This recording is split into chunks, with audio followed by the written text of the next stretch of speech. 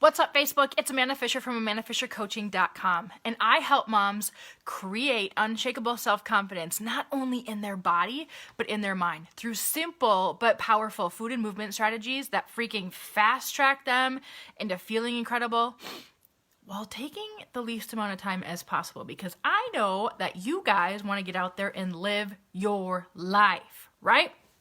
So that's what we're all about. And every single episode here, I can promise you one thing. You're going to walk away with something that you can apply today to not only your food and movement habits, but also how you think about that stuff to fast track you into feeling like you're rocking your happy place, both in your body and in your mind. Cool? Today is absolutely no different. Been having a really amazing conversation this morning with some ladies in my Kick-Ass Mindset group here on Facebook. And it's all about what's the thing that makes you want to say screw it about healthy eating, right? That makes you just want to be like, no, and rebel against it, right? And the discussion has been amazing, and it inspired this live stream, which is you want to be a healthy eater, right? But who the heck has time to eat boring food, right? Who wants to eat boring food? Hell no. Nobody wants to eat boring food. That's like awful, right? Life is too short to eat food that does not taste good, right? So today is all about that. You're going to walk away with three things, the three things that you need to know right now to keep you healthy while also making your food freaking taste good to you. Cool? So, tip number one, hack number one, and actually the most fundamental thing that most people have that they're kind of doing, I don't want to say doing wrong, but making healthy eating harder than it needs to be, right? And here's what it is. So if this is you, raise your hand. Number one, you want to eat food, you want to keep it healthy, you love eating food, you still want to feel healthy. How the hell do you make it not boring, right? Remove the label. Right? Remove the label that number one, there is healthy food and there's unhealthy food. And so many people struggle with this, right? And I get where it's coming from because it's we think about protein and we think about vegetables and whatever as healthy, traditional healthy foods, right? But then we think about things like Doritos or your grandma's pumpkin pie bars or whatever as unhealthy. And here's the distinction that makes a healthy eater healthy, right? They know that all food is just this level playing field of there's no moral judgment or good, bad, unhealthy, or healthy, right? Truly healthy eaters know how to work with what they got in the moment, right? And they know how to operate with how they want things to taste and how they want to stay satisfied or fueled throughout the day, right? But they know that food itself does not come with the healthy or unhealthy label, right? So tip number one, check out where you're thinking about food being healthy or unhealthy, okay? Seriously, check that out because that's driving some funkiness with how you're trying to figure out how to eat or how you're trying to feed yourself, right? So tip number one, there is no healthy or unhealthy foods. You, a healthy eater, just has the discernment to know how to use what when and still feel freaking good about yourself and your choices in the process, right? Tip number two, this is a good one. Work with your natural eating personality, okay? So let's say you are a Dorito lover.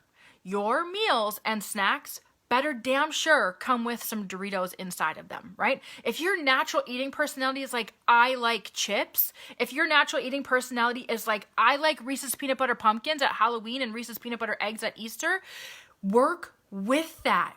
What happens when you don't is if you're oh, I want to eat healthy, but I should push away that chip craving, or I should push away that crunchy craving that I have, or I should push away that Reese's Peanut Butter Pumpkin craving that I have. When you start to work against yourself, when you make that a bad thing, or you make it wrong to like those things, you naturally turn yourself into a rebel, right? You might be a little rebellious at heart anyway in your life, and now you're you shouldn't want that thing.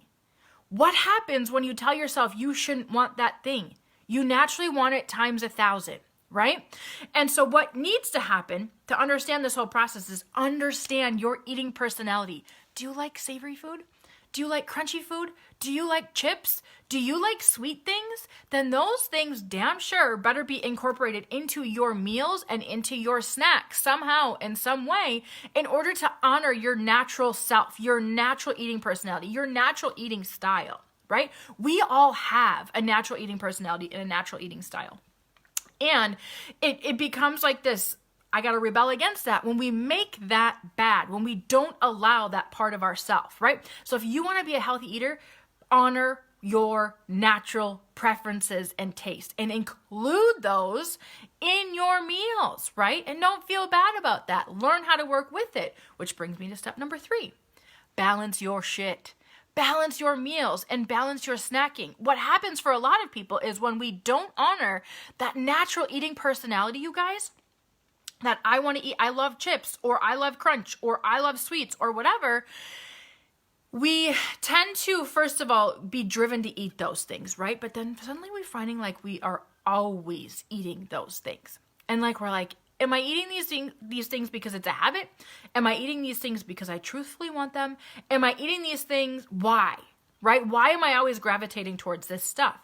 What happens when we're not honoring our natural eating personality? We have troubles balancing out our meals and snacks, right? Which means we're probably eating incomplete meals and snacks, which means we're hungrier, which means we aren't ever satisfied from what we're eating. Our body is telling us to keep eating because it's trying to get the other part of the equation from you, right? So there's 4 parts to a balanced meal or a balanced approach or a balanced way of eating.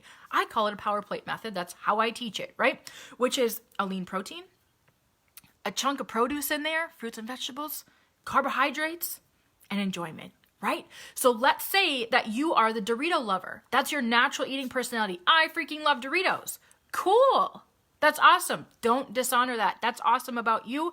Keep that going, but also balance that out, right? So let's say you're going to have some Doritos for a snack. What about a cheese stick with it? And I don't know, some fun fruits or vegetables. Like, what do you like, right? Could you add some like mini peppers to that? Or could you add like some strawberries to that? Like, what do you actually want to eat? Here's what you're going to notice when that happens. Number 1, you honored your natural eating personality, which means you didn't feel cheated, right, from eating that meal. Number 2, damn, you actually kind of balance out the equation. You gave your meal, your snack, some staying power, right? Which means you fed the craving and you also fed your health at the same time. And you gave yourself some staying power, right? Which means you're not going to be hungry again in 10 minutes. You're probably not going to be hungry again for a little while, right? If that's a snack, probably an hour or 3, right? That's a win. So if you struggle, and not so much struggle with like actual healthy eating, but you struggle with the mindset of becoming a healthy eater, where there is no good, bad, healthy, or unhealthy food, where you embrace your natural eating personality and don't make that a bad thing, and you balance your stuff out, rock on.